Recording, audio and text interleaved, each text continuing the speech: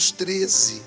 Disse o Senhor a Moisés: envia homens que espiem a terra de Canaã, que eu hei de dar aos filhos de Israel. De cada tribo de seus pais enviareis um homem, sendo cada qual príncipe entre eles.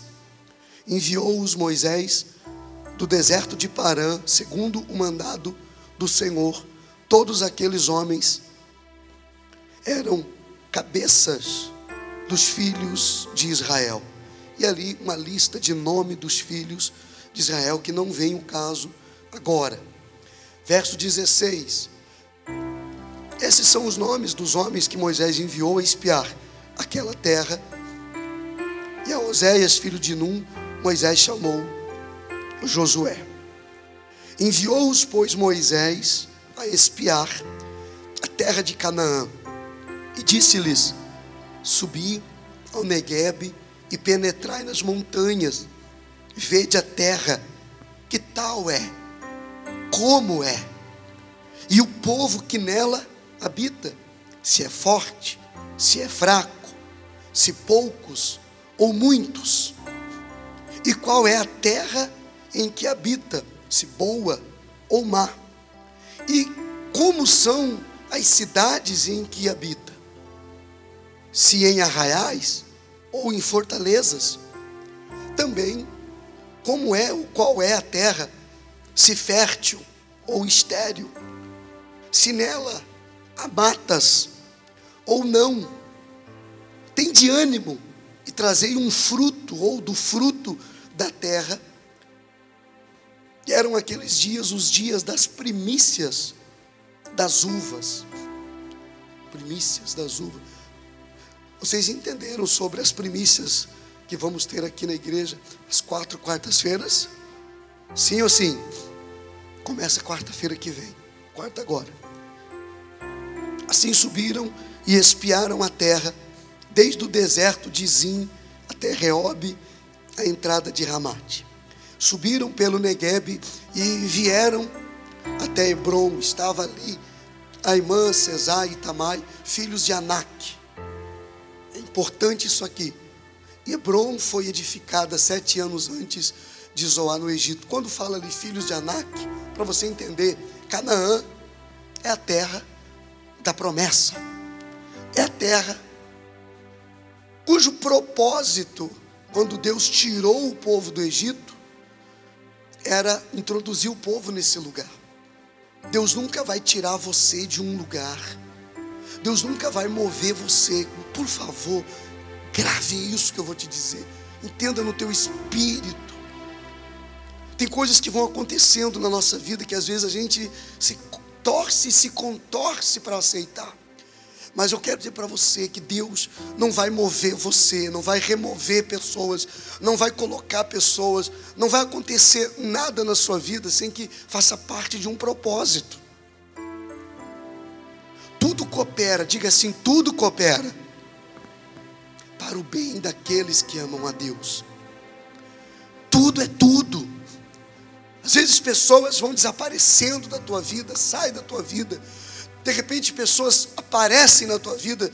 De repente você é introduzido num outro ambiente. De repente você é levado para um outro lugar. Você enfrenta uma outra situação. Mas eu quero dizer para você que se você alinhar o teu coração com o coração de Deus, você vai entender que tudo isso é o processo para que se cumpra o propósito. O povo está agora no deserto. Eles já saíram do Egito 40 anos atrás. Quando eles estão visualizando Canaã, Deus fala para Moisés: Moisés, pega 12 homens e manda esses homens espiar a terra. E aí Moisés pede a eles um relato completo. Não é porque Deus precisava de um relatório. Deus não precisa de relatórios da nossa vida. Ele precisa saber e entender como nós vemos aquilo que Ele tem preparado para cada um de nós. Ei, qual é a visão que você tem daquilo que Deus tem prometido para a sua vida. Porque existem pessoas que elas creem na promessa, elas creem em Deus, elas creem que o Senhor é verdadeiro e real, ela sabe crer nisso, mas ela não consegue se adequar, ela não consegue se adequar à palavra de Deus, ao processo de Deus, para que se cumpra o propósito de Deus na vida dela.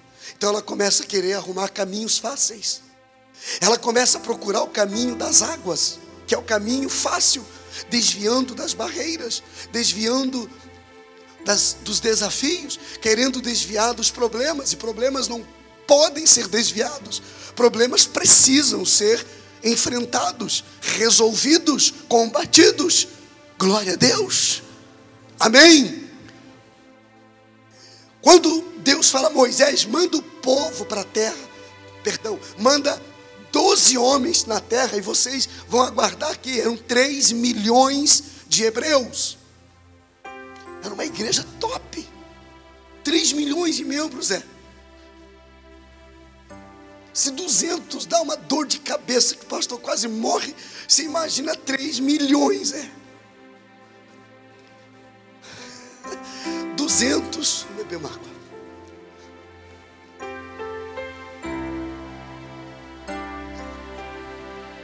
Os 12 entraram na terra, foram na espreita, começaram a observar o que tinha. Moisés falou: vejam tudo, vejam como é as cidades. É importante sim você entender o que Deus tem para você, mas se você não conseguir entender, não é necessário. É importante, é bacana, mas não é necessário. Se você não consegue entender com clareza, está tudo bem, apenas continue crendo. Glória a Deus. Por favor, dá um glória a Deus, gente. Você entendeu isso? Você entendeu isso? Pastor, eu não estou conseguindo discernir o que Deus quer para a minha vida, pastor. Eu não consigo discernir onde Deus me quer. Eu não estou conseguindo entender o que Deus vai fazer. Está tudo bem? Está tudo bem. Eu só queria te pedir uma coisa: continue crendo que Ele vai fazer tudo o que Ele prometeu. Ele não vai falhar com você. Ele não vai falhar com o que Ele já prometeu, porque Ele não é por causa de mim que Ele não vai falhar com a palavra, com o que Ele prometeu para a minha vida. É por causa dEle, de quem Ele é. Glória a Deus. Ele não vai falhar, não é por causa de mim, porque eu sou o cara. Não, Ele não vai falhar com o que Ele prometeu por causa dEle, por causa de quem Ele é, não é por causa de quem eu sou, porque eu não sou nada. É porque está escrito, Ele já prometeu. Ele já tinha dito: eu vou dar Canaã, já entreguei. Tem momentos que você vai ler na Bíblia, Deus falando para Moisés: eu já entreguei Canaã para vocês. E de repente Ele manda espiar a terra. Vai lá e vê primeiro como é que é. Vai ter momentos que Deus vai permitir que você veja as dificuldades, para você descobrir o quão forte você é. Talvez você, puxa, eu não queria me estender muito nisso aqui, mas eu preciso te falar isso. Tem momentos que Deus não permite que a gente entenda o processo, porque senão a gente desiste do propósito. Porque tem muitos que, se Deus revelasse o processo, jamais Ele poderia concretizar o propósito, porque no processo, se a gente não sabendo, quando vem as lutas, vem os problemas, já dá vontade de jogar tudo para cima, de chutar o balde. Imagina se Jesus falou: você vai passar por isso para acontecer aquilo. Ia sobrar pouco, irmão. Ia sobrar quase ninguém. Que tinha de ter de gente saindo fora. Então Ele não revela o processo para que você permaneça até que se cumpra o propósito. Em nome de Jesus. Diga assim, ó: Senhor, diga: Senhor, me ajuda a suportar o processo, para que eu possa viver o propósito. Uau. Então agora eles entram na terra, e a Bíblia diz que eles vêm, foram 12, vamos lá? Ao cabo de 40 dias, voltaram de espiar a terra, caminharam, vieram a Moisés e Arão e toda a congregação dos filhos de Israel do deserto de Parã a Cádiz, e deram conta, prestaram contas a eles e toda a congregação, e mostraram o fruto da terra. Relataram a Moisés e disseram: fomos à terra, presta atenção nisso aqui, fomos à terra a que nos enviaste, e verdadeiramente mana, leite e mel. Então tá ok, está acontecendo o que Deus tinha dito, não era uma fake news, amém? Não foi uma fake news, sair do Egito, passar pelo deserto e chegar em Canaã, uma terra que falavam, uma voz falava, não tinha um corpo, não tinha uma voz que dizia que se eles continuassem olhando para o Senhor, se eles atravessassem o deserto sem murmurar, sem reclamar, de cabeça erguida, tinha uma terra que mana leite e mel, aguardando e esperando por eles. Que coisa maravilhosa. Verdadeiramente a terra é boa, mana leite e mel, o fruto da terra está aqui. E esse é o fruto da terra. Apresentaram um cacho de uvas. Vai ter um momento que eles vão dizer que para carregar um cacho de uvas precisava de 4 homens. Ei, pensa no negócio bom. O povo que habita nessa terra, escute isso, é poderoso. Esse é o problema. É quando a gente tira o foco do autor da promessa, tira o foco da promessa e começa a focar nos problemas. Olha aqui, o povo, porém, que habita nessa terra é o que, gente? Eles tinham acabado de passar pelo Mar Vermelho a pés enxutos. Poderoso é quem abre o mar para eu passar a pés enxutos, glória a Deus. Mas quando eu começo a olhar para os problemas, para a dificuldade, para a situação, para as adversidades, eu começo a pensar assim, ó, o povo que habita nessa terra é poderoso, as cidades são muito grandes, fortificadas, ou seja, tem muros, não tem como adentrar. Também vimos os filhos de Anak. Anak, para você entender, são os gigantes de onde veio o Golias que Davi enfrentou. Davi era descendente de Anak. Esse povo agora está, aqui estão, deve estar os avós, os pais, os tios, a cambada toda do Golias. Se o exército de Israel fugia de um Golias, de um gigante, que Davi foi lá com a pedra e o acertou, você imagina uma cidade inteira de Golias. Mas eu quero dizer para você que não importa o tamanho do problema que você possa enxergar, ele não se compara ao peso da glória de Deus que está sobre a sua vida, o peso da promessa que Deus tem para a sua família. Você está ouvindo isso aqui, gente? Quem está comigo aqui, por favor, me ajuda. Não importa o tamanho, a dimensão do problema, quando os meus olhos estão no Criador de todas as coisas. Amém? Vamos lá. Os amalequitas habitam na terra do Neguebe, os heteus, os jebuseus, um monte de eus aí, os amorreus habitam na montanha, os cananeus habitam no pé do mar, à beira e pela ribeira do Jordão. Então Calebe, você consegue imaginar dos 10, dos 12, pessoal, eu vou aqui resumindo para não me estender, dos 12, 10 voltaram com esse relatório. 10 homens, dos 12, dos melhores que Moisés escolheu, eram 12 tribos naqueles 3 milhões, 12 líderes que cuidavam daqueles 3 milhões junto com Moisés. Moisés pega os melhores e envia para essa terra, e eles voltam com esse relatório. Eu quero pedir para você, por favor, Atenta para o relatório que você está fazendo do teu casamento, porque isso define o ano todo na sua vida. Que tipo de relatório você tem das suas finanças? Que tipo de relatório você tem dos seus filhos? Não, pastor, eu só falo o que é. Esse é o problema. Por isso que não muda do que é. Você tem que falar e enxergar e viver não como é, mas como você quer que seja, como você crê que vai se tornar, em nome de Jesus. Amém, igreja? O que está acontecendo hoje não define quem você é e nem o que você vai ser, mas o que define quem você é e o que você será é como você vê a situação que você está vivendo hoje. Ah, pastor, é normal, é um karma. Não é. É o processo. Apenas creia. Apenas continue crendo em nome de Jesus.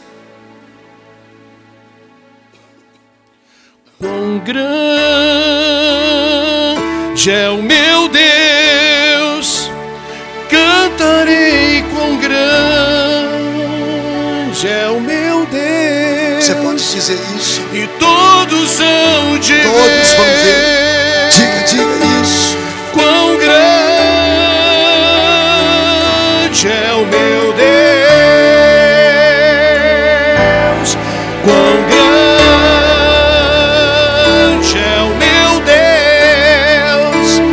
Cantarei quão grande é o meu Deus. E todos hão de ver quão grande é o meu Deus. Como que eu vou transmitir essa grandeza falando derrotas, né?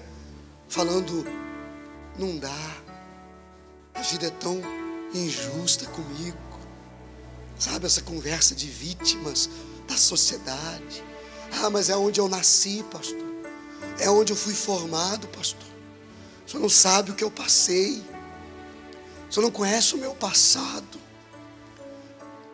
Eu quero dizer que o teu passado não é os anos que ficaram para trás. O teu passado, ele começa na eternidade. Quando as coisas, a Bíblia diz que nós estávamos sendo formados nele antes da fundação do mundo, gente. O meu passado não é quando eu tinha 3 anos, 5 anos, 18 anos, não. O meu passado, ele aconteceu antes de eu nascer. Glória a Deus. Porque a minha vida é apenas um presente que Deus me deu. A minha vida é um presente que Deus me deu para eu viver e glorificar o nome dele enquanto aqui eu estiver. Se existe um passado, ele começa na eternidade e termina no dia que você nasceu. Esse é o teu passado. Erros você cometeram erros com você, mas isso não diz quem você é e nem diz onde você vai chegar. Sabe o que diz quem você é e aonde você vai chegar? O que foi formado na eternidade pelo Pai, o Filho e o Espírito Santo. Isso diz quem eu sou. Não é quem a tua sogra disse, quem a tua avó falou, quem a tua vizinha que não gostava de você disse. O que você é, o que você vai ser, foi escrito na eternidade pelo Pai, o Filho e o Espírito Santo. Ponto. Esse é o teu passado.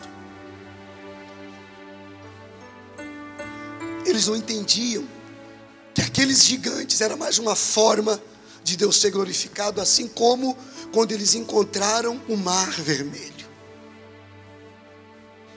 E eles tocaram o cajado no mar. Está ouvindo aí atrás a minha voz, Fran? Está conseguindo, está chegando? Então tá bom.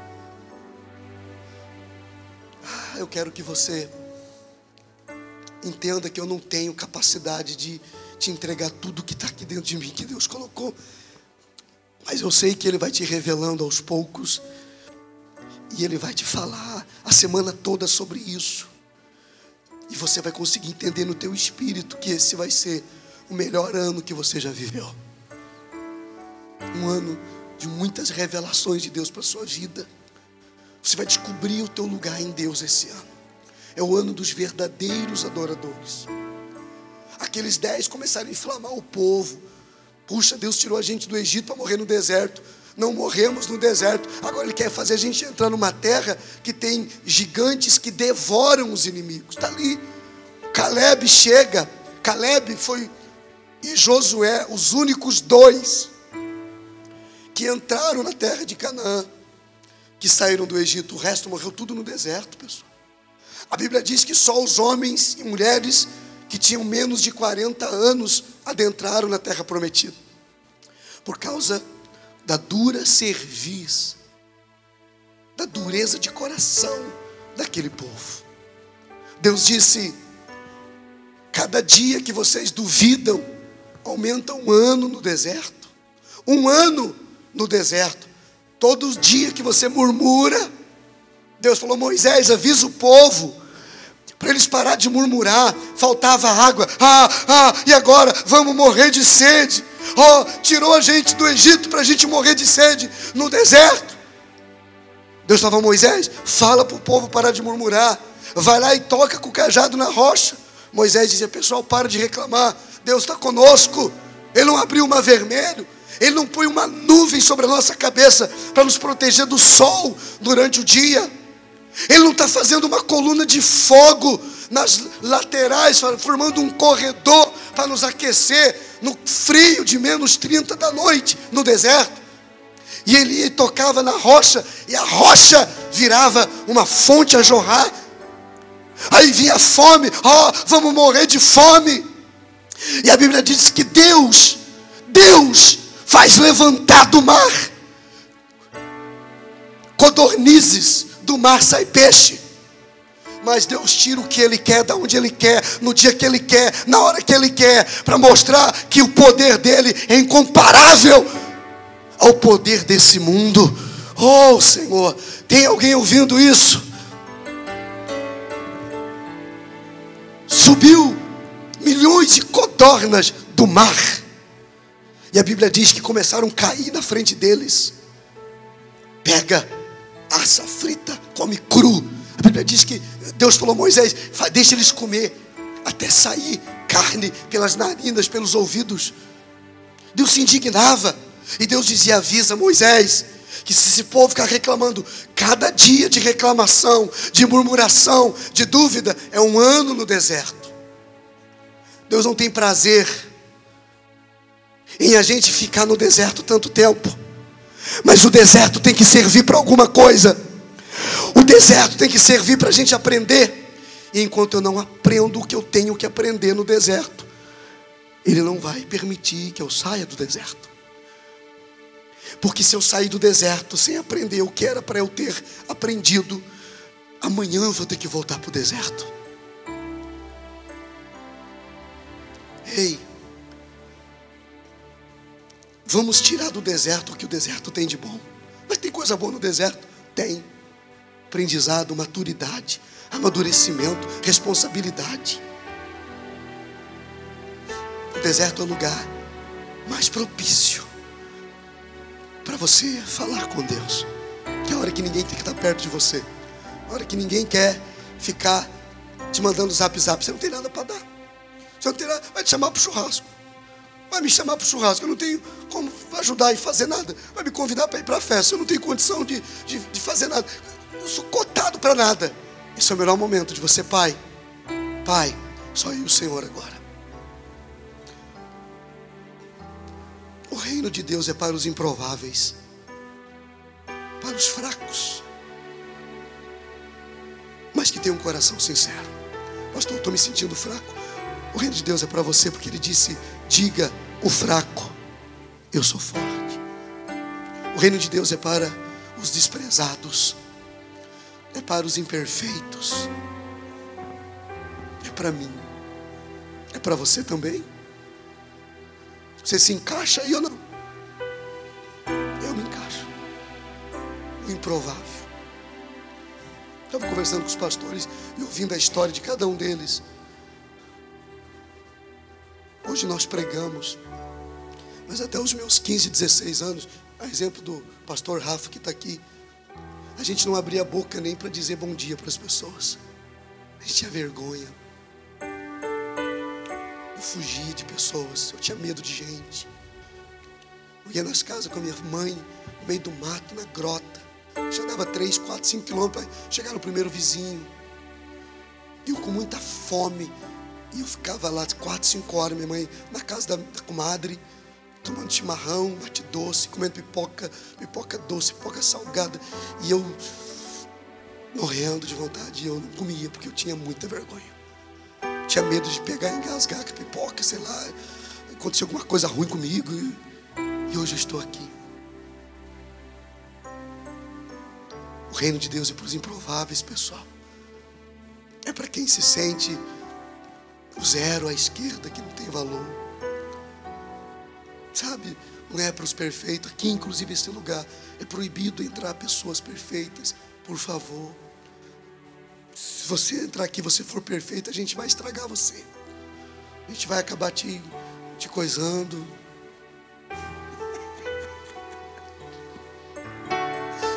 Oh, Jesus. Troco nossa comunhão pelo prazer de conquistar palácios, riquezas.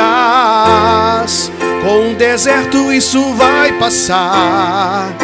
Por isso resistindo estou. E quando a minha força se esgotar, o teu anjo vai me alimentar. Escute isso.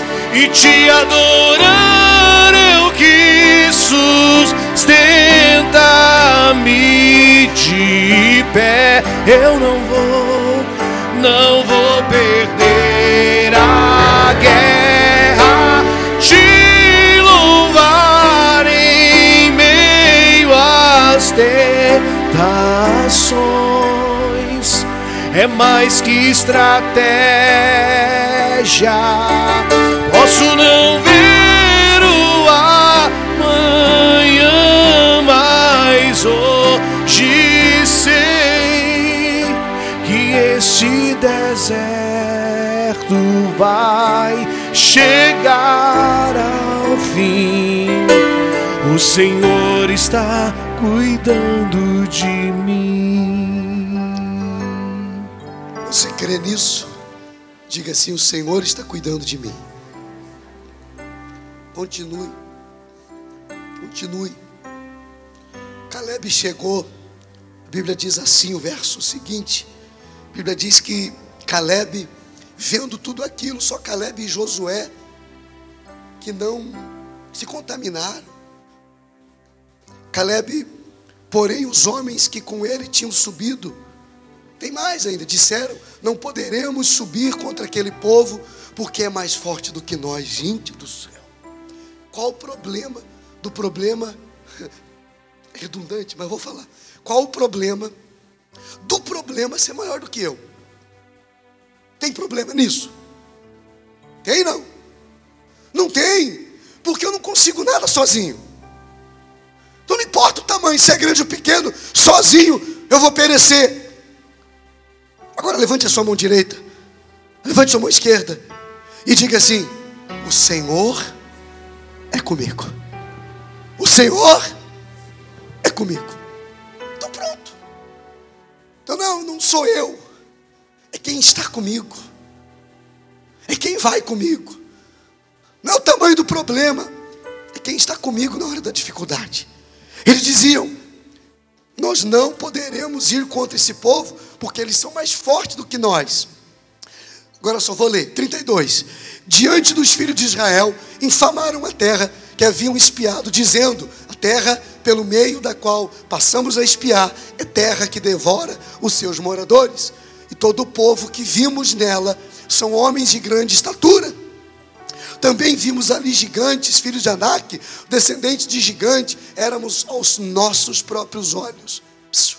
Éramos aos nossos próprios olhos como gafanhotos, e assim também o éramos aos seus olhos. Repita comigo: quem eu sou aos meus olhos é o que eu sou aos olhos dos meus inimigos. Como você se vê, o diabo vai ver você. Se você se ver fraco, ele vai te ver fraco. Se você te ver destruído, Ele vai te ver destruído. Se você se vê pequeno, Ele vai te ver pequeno, porque eles começaram a dizer: quando eu olhei para o tamanho dos homens, aos nossos próprios olhos, nós éramos como gafanhotos, e o éramos aos olhos deles também. Então você se vê, começa por isso. Como você se vê? Incapaz. Então o diabo te vê como incapaz. Uma mãe ruim, uma péssima mãe, um péssimo marido, péssimo funcionário, um péssimo patrão. Agora, quando você se vê apenas como uma coisa só, a Bíblia diz, Jesus vai dizer que a nós foi dado um poder de sermos chamados, quem sabe? Sermos chamados filhos de Deus. Então eu me vejo como filho de Deus. Eu sou filho de Deus. Aos meus olhos eu sou. Vamos lá, igreja. Aos meus olhos eu sou. Aos meus olhos eu sou. Quando o diabo olhar para mim, ele vai ver que eu sou. E ele não pode tocar na minha vida. Ele não pode tocar na minha saúde, no meu casamento, nas minhas finanças. Porque eu sou. A Bíblia diz, vamos lá. Levantou-se, pois, toda a congregação e gritou em voz alta.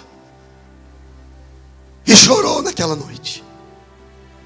Todos os filhos de Israel murmuraram contra Moisés, contra Arão. Toda a congregação lhe disse: tomara tivéssemos morrido no Egito, ou mesmo nesse deserto. Olha só, porque o Senhor nos trouxe aqui a essa terra para cairmos à espada, para que nossas mulheres, nossas crianças sejam por presa. Não nos seria melhor voltar para o Egito?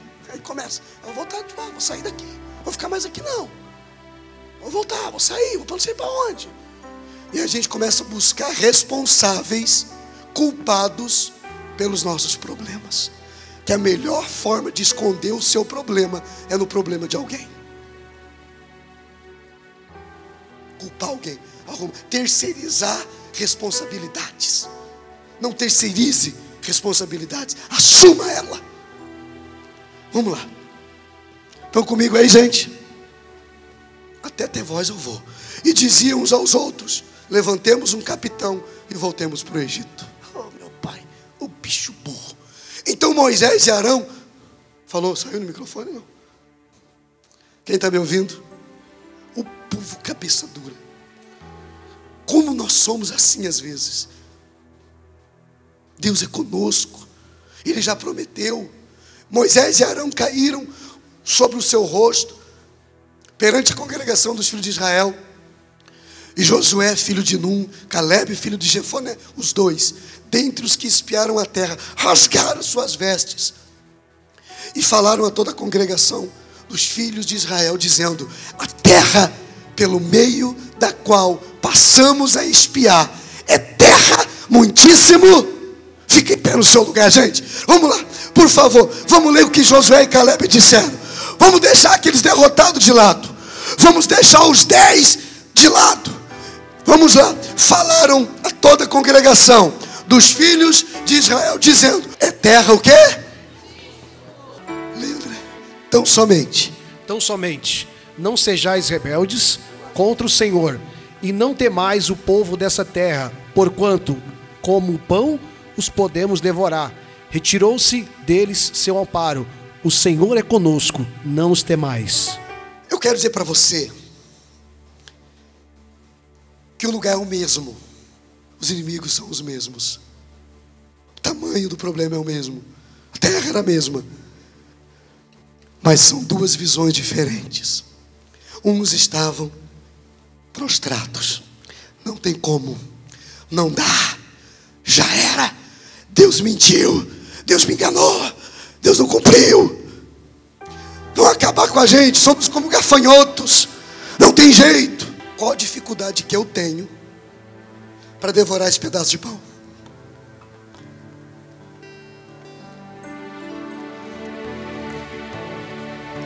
Para devorar esse pedaço de pão.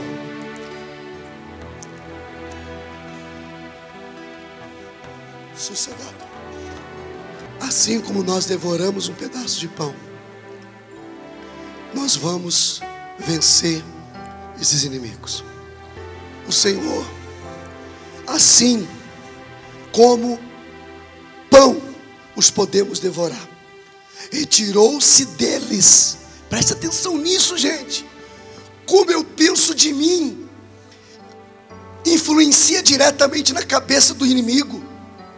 Quando Josué disse: eu posso destruir os meus inimigos do jeito que eu devoro um pedaço de pão, aí ele continua dizendo: retirou-se deles o seu amparo. Se os inimigos tinham algum amparo, algum poder, alguma força, quando eu penso que eu posso vencê-lo, porque Deus está comigo, o poder do inimigo deixa de existir.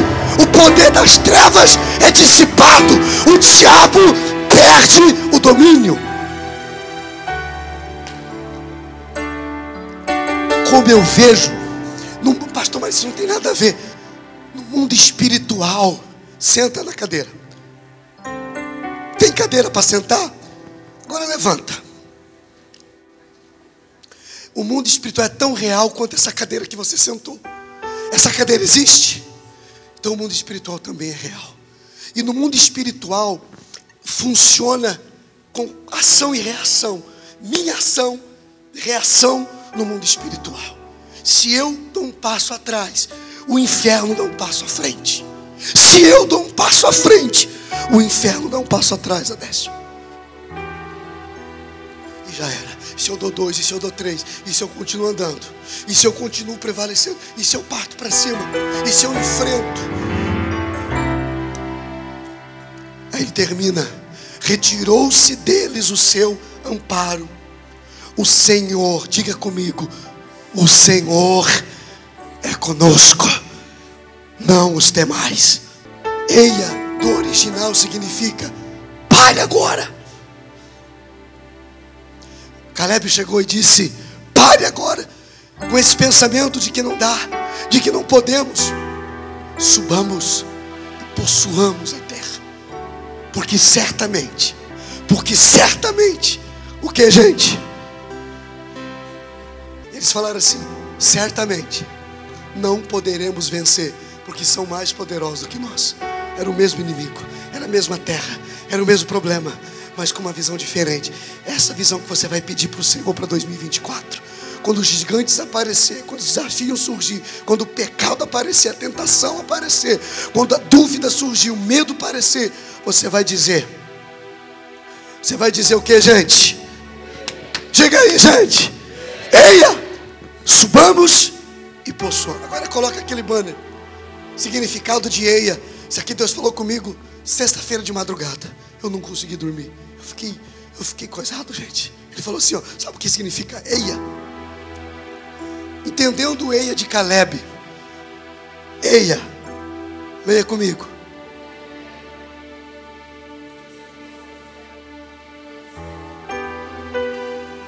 Deus só precisa dessas 3 coisas em cada um de nós: entrega, intercessão e adoração. Entrega é você dizer assim: Senhor, Salmo 37, entrega, verso 5, entrega o teu caminho ao Senhor, confia nele e o mais ele fará. Entrega, 366 dias, entrega, Senhor, está nas tuas mãos. O que significa a palavra entrega? No original significa devolver. Peraí, entrega significa devolver, sim. Por quê?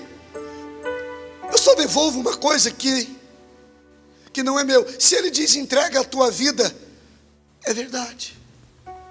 Eu estou devolvendo a vida que ele me deu.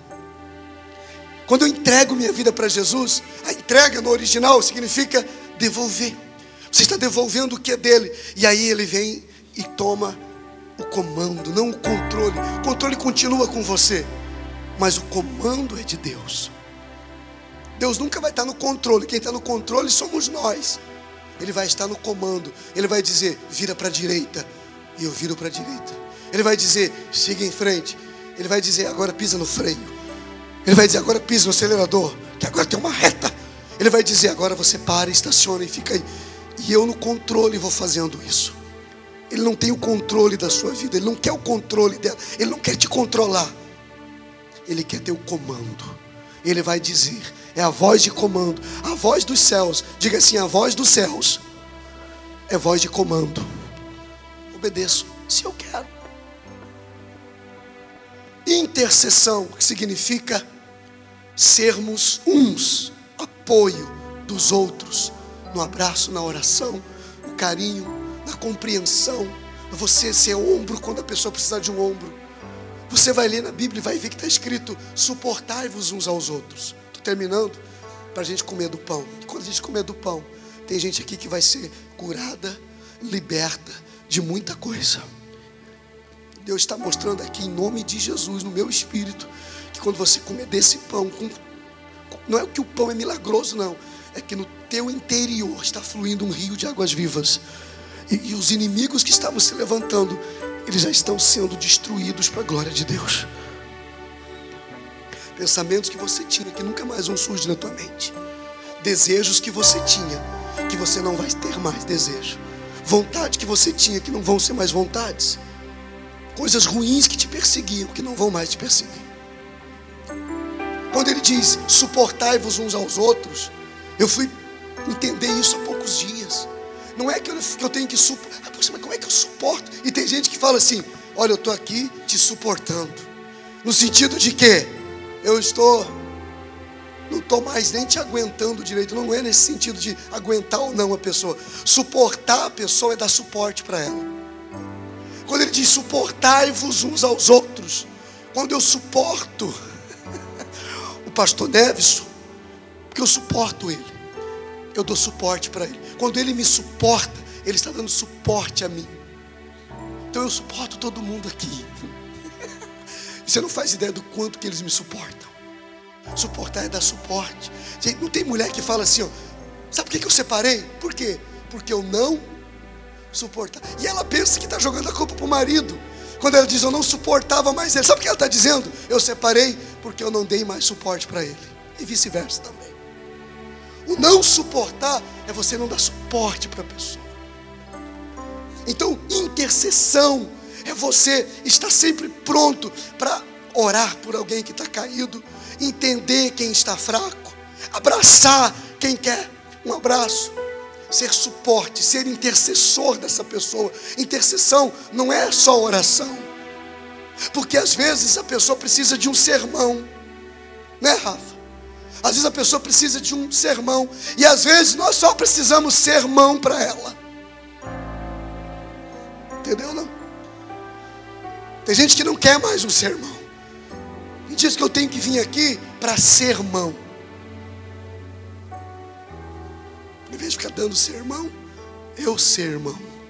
Te ajudo, vem. Vem comigo. Vamos junto. Eu preciso sermão. Mais sermão do que dar sermão para os outros. Uau! Se eu pudesse, falava mais. Mas tem mais um. Adoração. Importa. João 4:20, alguma coisa. Importa que os seus adoradores o adorem em espírito e em verdade. O que é adorar em espírito e em verdade, pastor? Em espírito é isso aqui que nós fazemos na igreja. Fechamos os olhos, abrimos os olhos. Fechamos os olhos, abrimos os olhos. Levanta a mão, baixamos a mão. Cantamos, louvamos, ouvimos a palavra, pregamos, adorando em espírito. Adorar em verdade